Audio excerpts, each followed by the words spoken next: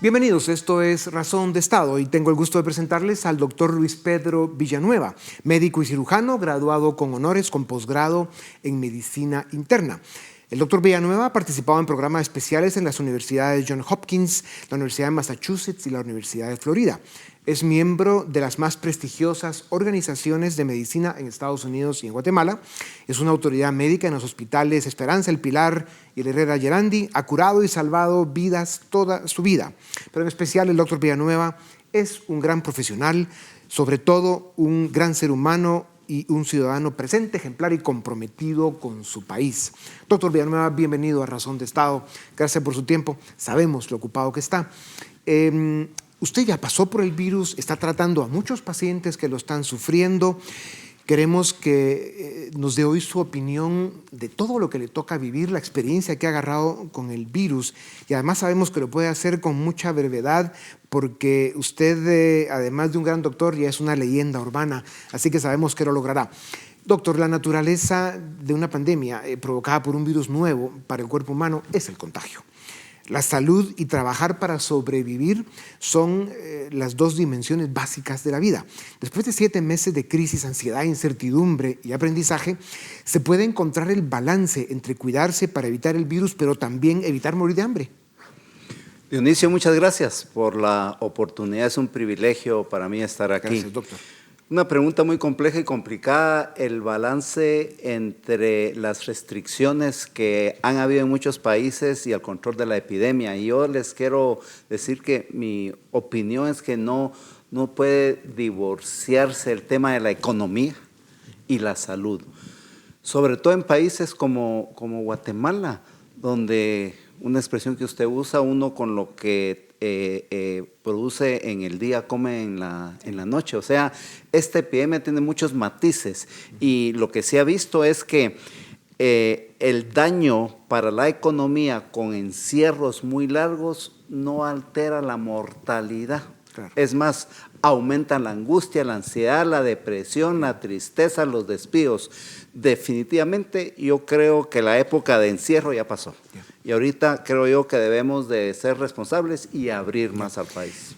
Doctor, el doctor Asturias, titular de la COPRE-COVID, a quien aquí criticamos en algunos momentos por tal vez estar viendo que había un exceso de restricciones, pero de quien reconocemos su valentía, su capacidad y que pues tuvo, digamos, el valor de hacer el sacrificio de venir de Estados Unidos a Guatemala a enfrentar un tema que no es nada fácil. Probablemente muy pocos o nadie habrían aceptado esto, pero en este momento él ha dicho que aquí llegó la hora, dada la realidad socioeconómica de Guatemala, de apelar a la responsabilidad individual, que cada día hay más consenso de que los costos de volver a cerrar serían altos o incluso catastróficos y los beneficios bajos. ¿Está de acuerdo con esa visión? El doctor Asturias lo respeto, es una persona valiente que aceptó apoyar a su país en un momento muy complejo. Y por supuesto nadie es perfecto, va a haber tenido cuestiones que a lo mejor pudo hacer mejor o no, pero mis respetos para el doctor Asturias. A mí me parece que los retos de esta pandemia son muy dinámicos, son muy cambiantes. Y en este momento yo creo que la asociación público-privada es quien debe de tomar la iniciativa y no esperar a que el gobierno nos diga qué hacer, cómo hacer. Dándole un ejemplo, los ingenios. Ahorita que se acerca el tema de la zafra, ellos desde hace rato están activamente involucrados en cómo manejar esta cantidad de gente que va a venir, cómo lo van a controlar, temas de infección, tienen pruebas para hacer diagnóstico, tienen esquemas de tratamiento. Ese es un ejemplo de los muchos que le doy, pero definitivamente qué bueno que se abrió todo. Mascarilla, distancia, libertad es en lo que insistimos acá y de acuerdo con eso. Doctor, sobre el contagio, ¿cómo se minimiza o incluso se evita si esto es realista? Bueno, lo que se ha visto, que lo más costo efectivo que existe, y si uno puede transmitir un solo mensaje que a la gente se le quede, es el uso constante y correcto de mascarilla. Como sabemos que esta enfermedad es eminentemente una enfermedad respiratoria por aerosoles, al igual que la tuberculosis, al igual que la varicela, al igual que el sarampión, sabemos por dónde entra, puntualmente entra por nariz y por boca, no que las manos que tocan el vidrio, que no va por ahí la cosa.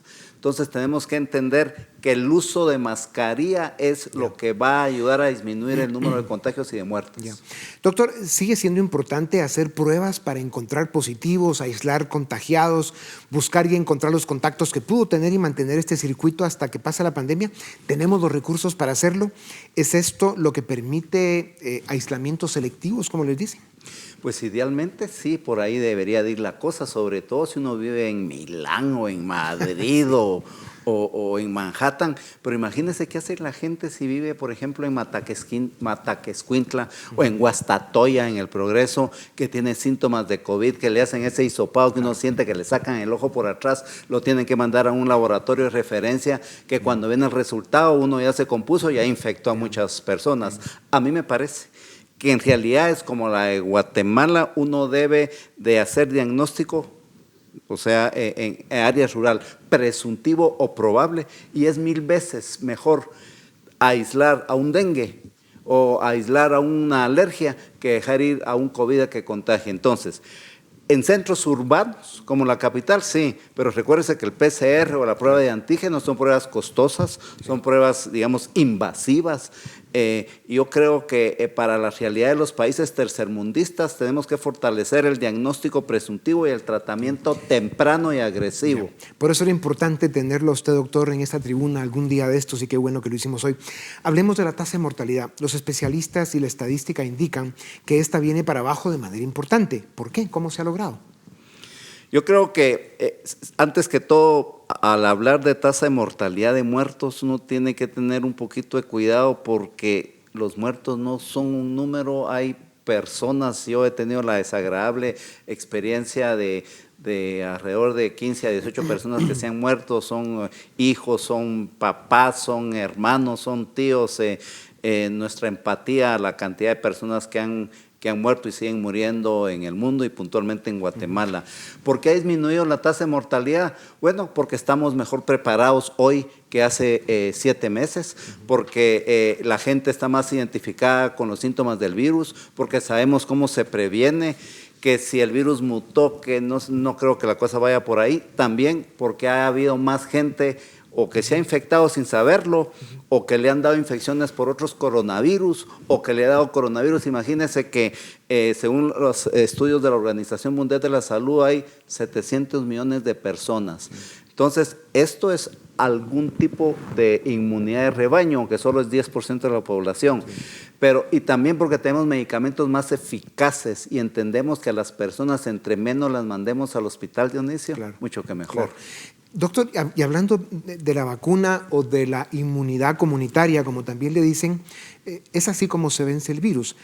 ¿Cómo termina una pandemia? ¿Se puede hablar de que la suma de esa inmunidad comunitaria que se vaya logrando por contagios superados más la vacuna es lo que nos permite en algún momento dado, en X meses, decir, se acabó la pandemia?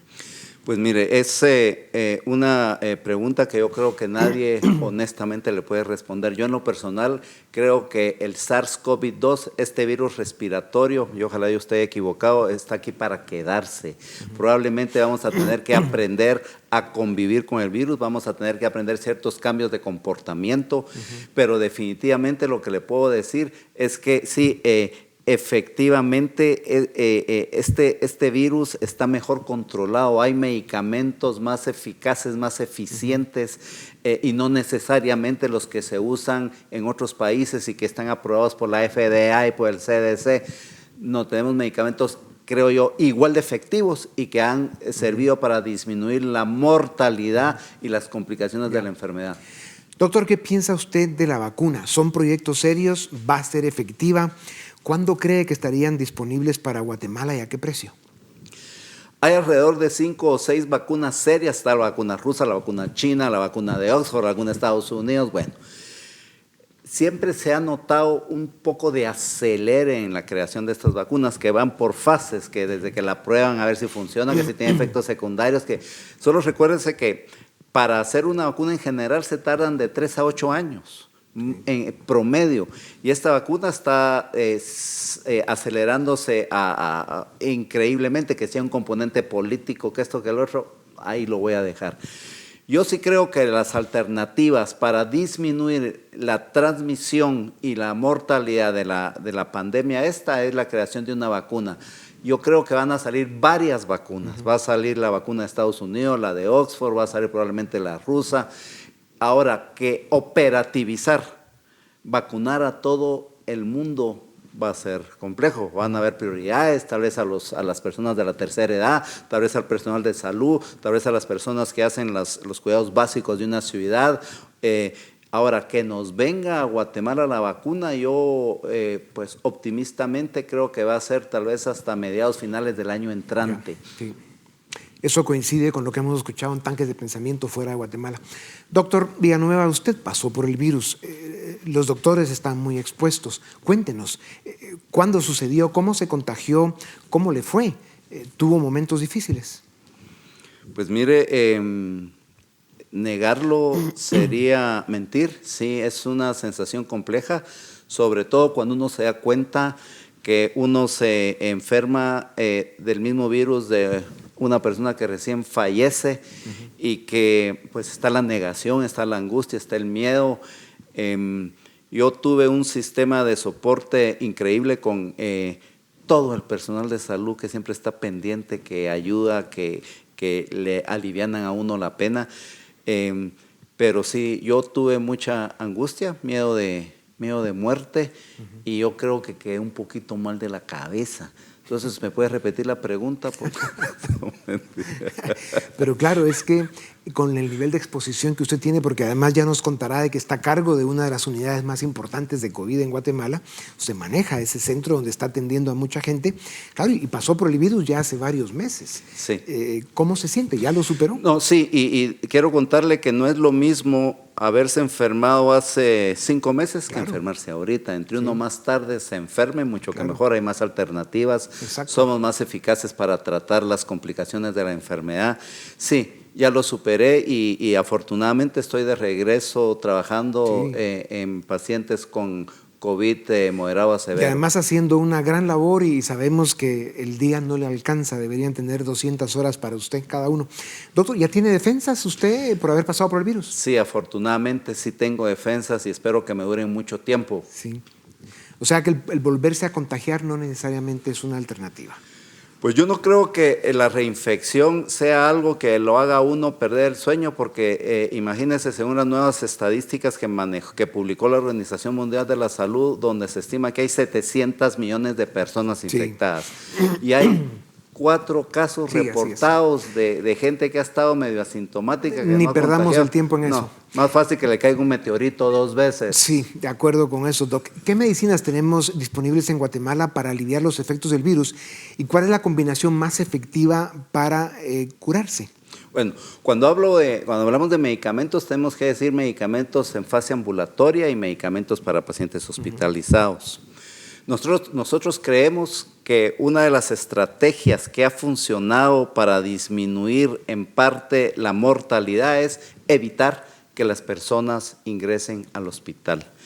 Y por supuesto, cada quien usa un traje de diferente talla, pero nosotros consideramos que personas que tienen síntomas sugestivos de COVID, idealmente si se pueden hacer la prueba, pero si no se puede, me parece que depende de la edad, depende de si tiene factores de comorbilidad, que puntualmente los más importantes es diabetes, hipertensión y obesidad, definiendo como obesidad un índice de masa corporal arriba del 30%. A mí me parece que lo que hay que fortalecer es primero que descansen, que tengan por lo menos 7 horas de sueño, que hagan ejercicio, que fortalezcan su espiritualidad. Como mencioné, que pare copitas de vino, al menos a mí me funciona así. De las intervenciones medicamentosas, porque también están las no medicamentosas que funcionan, como el uso de mascarilla y todo eso, que a lo mejor lo hablamos en su momento. Maravilloso la vitamina D, la vitamina C, el zinc, la ivermectina, la tiamina, los esteroides, y todo esto se puede hacer ambulatoriamente. Cuando el paciente necesita hospitalización, que hay criterios de hospitalización, pues aquí tenemos plasma de convaleciente que es muy parecido en cierta parte a estos anticuerpos policlonales que han estado muy de moda porque se usaron en una persona importante en Estados Unidos. Aquí tenemos para la fase viral, tenemos Remdesivir. Para la fase, digamos, de respuesta alérgica o inmune, tenemos tocilizumab, tenemos esteroides. O sea, realmente en este momento, a nivel público y privado, para las personas que necesiten hospitalización, contamos con los mismos medicamentos aprobados por la FDA. Sí, y esto, doctor, es una gran noticia, lo que usted nos cuenta, porque sí se ve que hemos avanzado de manera importante en Guatemala para enfrentar la pandemia. Y usted mencionaba dos cosas que en los minutos que nos quedan quisiéramos que haga énfasis. La importancia de intervenir el virus de inmediato, en el primer momento de síntomas, es clave la intervención.